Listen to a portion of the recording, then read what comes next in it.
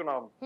ज्योति जी, इस पर कुछ कहना चाहेंगे? पॉलिटिकल डेप्थ पर मुद्दे हैं, ये मैं भी जानती हूँ, ये आप भी जानते हैं, वरुण पुरोहित भी इसका जिक्र कर रहे हैं और खुद धनंजय जी भी जानते हैं, लेकिन वो मुद्दे आप लोग उस तरीके से उठा क्यों नहीं पा रहे? सुधार की तो गुंजाइश हमेशा होती है ना, कमियां हमेशा होती हैं, तो कमियों को सामने रखिए ना और सही तरीके से रखिए कि जनता का विश्वास बढ़े आपके अलायंस पर।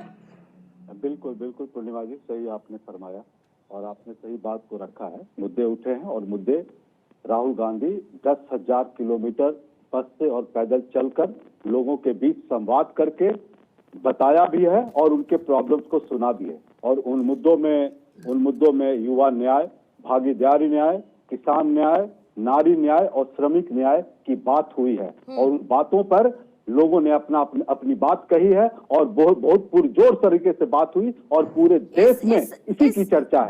इस भारत जोड़ो यात्रा की बात कर और रहे इस हैं, न्याय यात्रा की जगह ज्योति जी, इन दोनों को आप छोड़ दीजिए, राहुल गांधी की, इसके अलावा आपके अलायंस की कोई बड़ी उपलब्धि है जिसके साथ आपने जनता के बीच जाने की कोशिश की हो?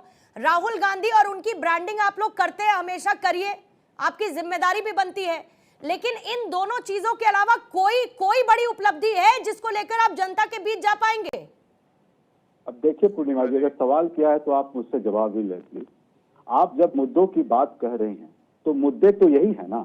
जब आप महिला की बात करते हैं और प्रधानमंत्री बार बार बोलते हैं कि हम सिलेंडर इतना बांट दिए, जिसमें कि केवल आज के दिन में 58% एलपीजी ही यूज कर रहे हैं रूरल में और केवल 42% ग्रामीण तो कहीं नहीं पा रहे हैं।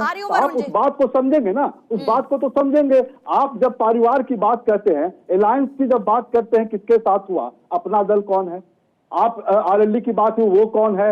आप बताइए, इन बातों को आप ध्यान देंगे कि नहीं देंगे? तो जब परिवारवाद की बात करती है तो दो तरह की बात नहीं होनी चाहिए। आपको यह भी कहना चाहिए कि भारतीय जनता पार्टी भी परिवार वाले पार्टियों के साथ अलायंस की, ताकि अभी जो एक डिस्कशन चल रहा था डिबेट में कि जनता मूर्ख नहीं, जनता को भारतीय जनता पार्टी परिवारवाद की डेफिनेशन को अगर नरेंद्र मोदी क्लियर करते हैं और राहुल गांधी या सोनिया गांधी नहीं करती हैं तो ये मेरी समस्या नहीं हो सकती ना सर, ये मेरी समस्या नहीं हो सकती, ये आपकी समस्या हो सकती है। इसको क्लियर करिए, क्यों आप पर परिवारवाद के आरोप लगते रहते हैं? क्यों लगाती है बीजेपी खुलकर और आप उनके ऊपर आरोप लगाते भी उनको जस्टिफाई नहीं कर पाते हैं? वरुण जी, इस पर आपकी प्रतिक्रिया जल्दी से, और आप कुछ कहना भी चाह रहे थे सर। एक लाइन बोलने दीजिए। हाँ बोलिए ज्योति जी, एक लाइन बोलने दीजिए। ज्योति जी बोलिए।